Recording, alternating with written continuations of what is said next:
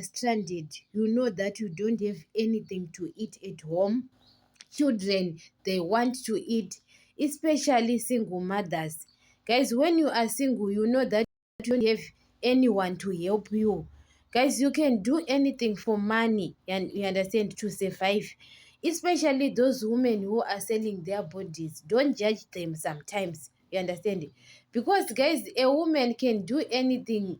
They knows that their children, they want to eat, you understand, they want some money to eat. Guys, don't judge people most of the times when they are doing their jobs, or a person is selling tomatoes, but to sell tomatoes or to have your own market, you are selling your Zepnex or sweets, is better than to selling your body, you understand it, because some of the women, they have a shy that they don't sell they don't sell tomatoes at the market, you understand, but you are selling your body.